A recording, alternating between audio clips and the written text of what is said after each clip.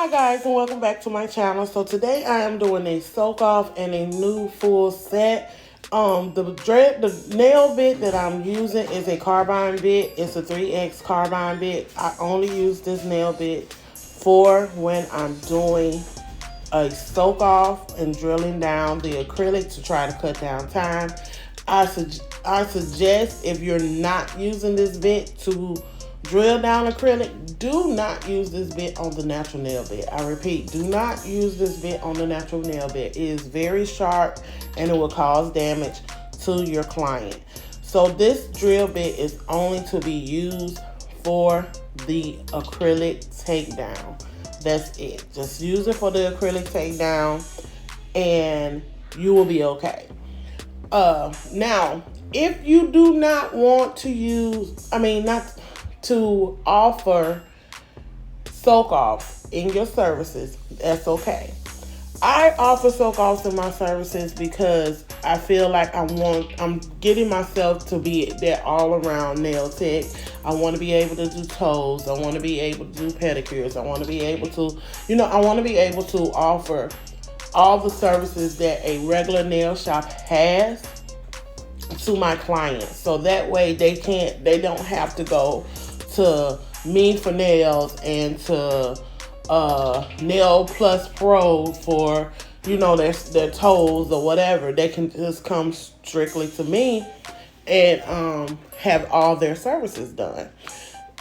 Some nail techs do not offer soak offs, and I understand why, because the soak off can take up to about 45 minutes to an hour, and it's tedious because if you have a soak off scheduled and then you also have to do a full set on that client, then it's kind of like a 3-hour process, and maybe your client doesn't want to stay around for that 3-hour process.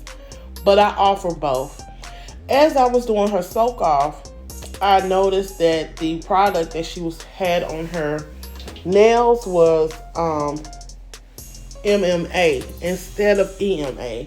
Now, it's not the acrylic that's the issue. It's actually the EMA and MMA. That is your liquid monomer. We'll definitely go back into that conversation a little bit later. But most shops use it, and when you see it, it's definitely like a sticky consistency to it. Versus EMA, it's kind of crumbly when you soaking off. So if a client had EMA or MMA, and then MMA, to me, I feel like has somewhat of a smell to it. Kind of. When you see me doing my carbine bit, I had to speed this up. So it's super slow. I don't have it on a high speed. So when you're also using this carbine bit, use it on a slow speed.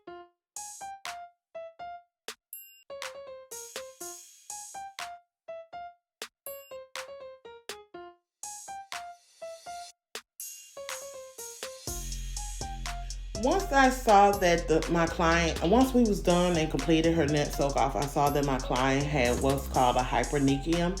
That's the skin up under the nail. And do not cut this skin. This skin is very much alive. It will bleed. It will bleed a lot if it's cut. It is better to file down this skin. Well, file down the nail as much as possible till you get to that point where you can't file anymore.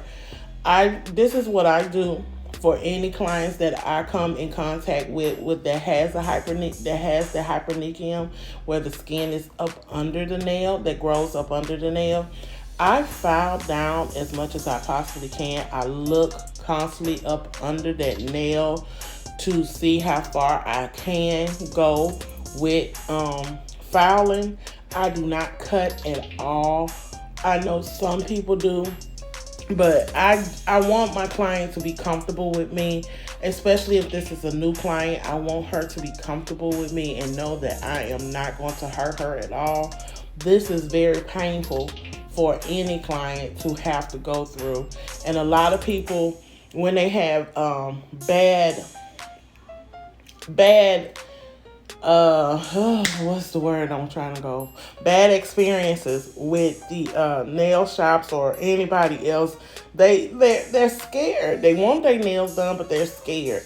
And so to keep her very comfortable, I just kept making sure I was checking up under her skin, checking up under her nail, checking to make sure that how far I could go with it. And once I reached that point of where, okay, I can't go any further, that's where we left it at. And she felt safer with me, and she was like, my nails feel better. She's like, usually people just cut, just cut. No, we don't cut hypernychiums. We file them down. We make sure we're checking constantly to make sure we're not going too far, because we don't want, even filing can cause pain, soreness, tenderness in that area. So it's better to just kind of file down until you reach that point, and make sure you're constantly looking up under that nail. Yes, it's time consuming, but in the long run, your job is not just to do her nails and give her bomb nails. Your job is to make sure your client is comfortable, your client feels safe, and that you give her that full service experience. So, unfortunately, I have to cut my voice short because my phone is going to die on me, and I'm not going to be able to do the full video of application in my nail art. But I thank you guys for tuning in. Remember, practice does not make perfect, but it makes for progress. Remember to practice as much as possible. Remember to trust the process, because if you do not trust the process, you will not be able to succeed. And I know you want to succeed in your nail journey.